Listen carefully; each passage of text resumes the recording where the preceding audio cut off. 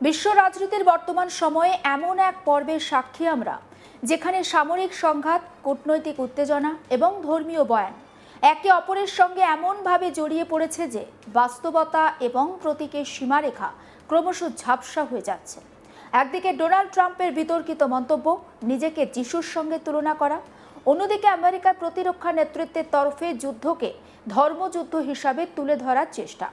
এই সমস্ত ঘটনা প্রবাহ শুধু রাজনৈতিক উত্তেজনাই বাড়াচ্ছে না, বরং বিশ্বব্যাপী ধর্মীয় মেরুকরণের আশঙ্কাকেও তীব্র করছে।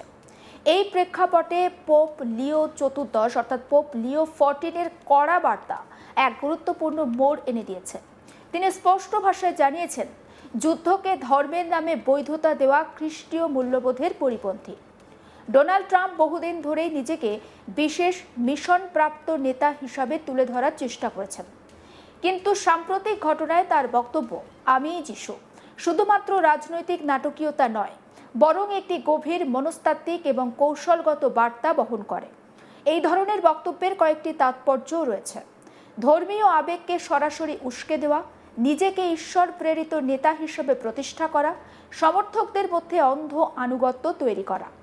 এটি এক ধরনের পলিটিক্যাল মেসিয়ানিজম, যেখানে নেতা নিজেকে জাতির রক্ষাকর্তা হিসাবে তুলে ধরেন। আমেরিকার প্রতিরক্ষা সচিব পেট হেগসেতের বক্তব্য এই বিতর্ককে আরও তীব্র করেছে। তার ভাষায়, ইরান যুদ্ধ একটি ক্রুসেড, এটি ভালো বনাম মন্দের লড়াই। খ্রিস্টানদের যিশুর নামে প্রার্থনা করা উচিত সামরিক জয়ের জন্য। এই বক্তব্য সরাসরি মধ্যযুগীয় ধর্মযুদ্ধের স্মৃতি ফিরিয়ে আনে। ক্রুসেডের সময় যেমন ধর্মের নামে যুদ্ধ পরিচালিত হয়েছিল, তেমনই একটি বয়ান আবার সামনে আসছে, যা অত্যন্ত বিপজ্জনক। আর ঠিক এই পরিস্থিতিতে পোপ চতুর্দশ লিওর স্পষ্ট বার্তা, ঈশ্বর আমাদের শিখিয়েছেন শাসন নয়, মুক্তি দিতে। তার বক্তব্যের মূল দিকগুলি হল, ধর্ম কখনোই আধিপত্যের হাতিয়ার নয়, যুদ্ধ খ্রিস্টীয় মূল্যবোধের বিরুদ্ধে, যুদ্ধকালীন বা যিশু যুদ্ধকারীদের প্রার্থনা গ্রহণ করেন না। পোপ লিও বলেন, তিনি নিজেকে অস্ত্রে সজ্জিত করেননি, আত্মরক্ষা করেননি, কিংবা কোনো যুদ্ধেও অবতীর্ণ হননি। তিনি ঈশ্বরের সেই কোমল মুখটি উন্মোচন করেছেন, যিনি সর্বদা সহিংসতাকে প্রত্যাখ্যান করেন। নিজেকে রক্ষা করার পরিবর্তে তিনি স্বেচ্ছায় ক্রুশে বিদ্ধ হতে দিলেন। আর এর মধ্যে দিয়ে তিনি মানব ইতিহাসের প্রতিটি কালে ও স্থানে বহন করা প্রতিটি ক্রুশকেই যেন আপন করে নিলেন। ভাই ও বোনেরা, ইনি আমাদের ঈশ্বর, যিশু শান্তির রাজা, যিনি যুদ্ধকে প্রত্যাখ্যান করেন এবং যাকে ব্যবহার করে কেউই যুদ্ধের যৌক্তিকতা প্রমাণ করতে পারে না।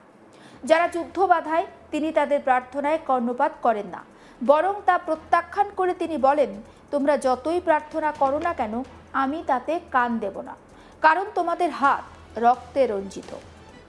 একবার শুনে নিন পোপ চতুর্দশ লিওর pint.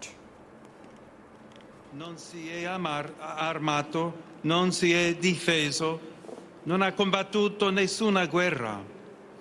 Ha manifestato il volto mite di Dio, che sempre rifiuta la violenza e invece di salvare se stesso si è lasciato inchiodare alla croce per abbracciare tutte le croci piantate in ogni tempo e luogo nella storia dell'umanità. Fratelli, sorelle, questo è il nostro Dio, Gesù, Re della pace, un Dio che rifiuta la guerra, che nessuno può usare per giustificare la guerra, che non ascolta la preghiera di chi fa la guerra e la rigetta dicendo, anche se moltiplicaste le preghiere, io non ascolterei, le vostre mani grondano sangue. এই বক্তব্য শুধু ধর্মীয় নয়, রাজনৈতিকও।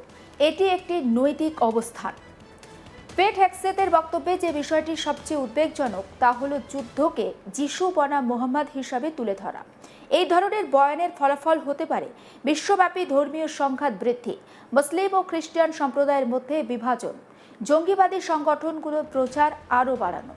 বিশেষজ্ঞরা এটিকে self fulfilling প্রফেন্সি হিসাবে দেখছেন, যেখানে এই ধরনের বক্তব্যই সংঘাতকে আরও বাড়িয়ে তোলে।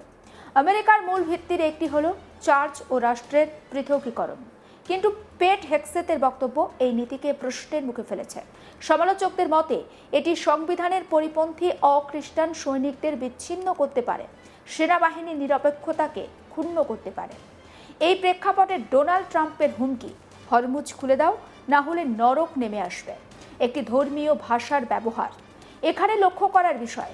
সামরিক হুমকিকে ধর্মীয় রূপ দেওয়া, ঈশ্বরের ইচ্ছা হিসাবে যুদ্ধকে তুলে ধরা, ইতিহাসের শিক্ষা, ধর্মযুদ্ধের পরিণতি। ইতিহাস দেখায় ক্রুসেড 30 ইয়ার্স ওয়ার, এই ধরনের সংঘাতে লক্ষ লক্ষ মানুষ তারা প্রাণ হারিয়েছেন, সমাজ ভেঙে পড়েছে, দীর্ঘস্থায়ী বিদ্বেষ তৈরি হয়েছে। বর্তমান পরিস্থিতি সেই ইতিহাসের পুনরাবৃত্তিরই আশঙ্কা তৈরি করছে। এই ধরনের ধর্মীয় বয়ান আন্তর্জাতিক কূটনীতিকে দুর্বল করে এবং সংঘাতকে অমীমাংসিত করে তোলে, শান্তির সম্ভাবনা কমিয়ে দেয়। সাধারণ মানুষের অবস্থান কি হয়? সাধারণ মানুষের মধ্যে একটা অসহায়তা লক্ষ্য করা যায়। একজন সাধারণ মানুষের বক্তব্য, আমরা কিছুই করতে পারি না। এ কথাই বোঝায় যুদ্ধের আসল মূল্য কে দেয়, সাধারণ মানুষ ঠিক কতটা অসহায়। আজকের বিশ্ব এক গুরুত্বপূর্ণ সন্ধিক্ষণের সামনে দাঁড়িয়ে। রাজনীতি কি ধর্মকে ব্যবহার করবে, নাকি ধর্ম রাজনীতিকে নিয়ন্ত্রণ করবে? পোপ চতুর্দশ লিওর বার্তা আমাদের মনে করিয়ে দেয়, ধর্মের উদ্দেশ্য ধ্বংস নয়, সৃষ্টি। কিন্তু যদি এই বার্তা উপেক্ষা করা হয়, তাহলে যুদ্ধ আরও ভয়াবহ হবে, বিশ্ব আরও বিভক্ত হবে। শেষ পর্যন্ত প্রশ্ন একটাই, মানবতা কি জিতবে নাকি বিভাজন? উত্তর নির্ভর করছে আমাদের কালেকটিভ উইজডমের ওপর। মধ্যপ্রাচ্যের আকাশে যুদ্ধের কালো মেঘ আমরা প্রত্যেকেই জানি। বিশ্বের অন্যতম স্পর্শকাতর অঞ্চল, যেখানে প্রত্যেকটা সিদ্ধান্তের প্রভাব পড়ে গোটা পৃথিবীর অর্থনীতি, জ্বালানি, নিরাপত্তা এবং ভূ রাজনীতিতে। সেই অঞ্চল এখন দাঁড়িয়ে এক ভয়াবহ অনিশ্চয়তার সামনে। আমেরিকার প্রেসিডেন্ট ডোনাল্ড ট্রাম্পের সাম্প্রতিক হুঁশিয়ারি পরিস্থিতিকে আরও বিস্ফোরক করেছে। ইরানকে মাত্র 48 ঘন্টার আলটিমেটাম, যুদ্ধ করো অথবা হরমুজ প্রণালী খুলে দাও, না হলে নরক নেমে আসবে। এই ভাষা কূটনৈতিক শালীনতার গণ্ডি ছাড়িয়ে সরাসরি যুদ্ধের ইঙ্গিত বহন করছে। এই বক্তব্য শুধু রাজনৈতিক চাপ নয়, বরং সামরিক হস্তক্ষেপের সম্ভাবনাকে উস্কে দিচ্ছে। অন্যদিকে ইরানের প্রতিক্রিয়া আরও তীব্র, নরকের দরজা খুলে যাবে আমেরিকার জন্য। ফলে পরিস্থিতি এখন এমন এক পর্যায়ে পৌঁছেছে যেখানে একটি ভুল সিদ্ধান্ত বা একটি ভুল আক্রমণ পুরো অঞ্চলকে একেবারে জড়িয়ে ফেলতে পারে এক সর্বনাশার সংঘাতে। ট্রাম্প প্রশাসনের এই কৌশল নতুন নয়, এটা ম্যাক্সিমাম প্রেসার নীতি তার আগের শাসনকালেও দেখা গিয়েছিল। কিন্তু এবার পরিস্থিতি অত্যন্ত জটিল। এই 48 ঘন্টা শুধু একটি সময়সীমা নয়, এটি একটি প্রতীক, বিশ্ব রাজনীতির অনিশ্চয়তার প্রতীকও বলা যেতে পারে। সমস্ত আপডেট পৌঁছে দেবো আপনাদের কাছে। অবশ্যই নজর রাখুন আজ তাক বাংলায়, সাবস্ক্রাইব করতে ভুলবেন না।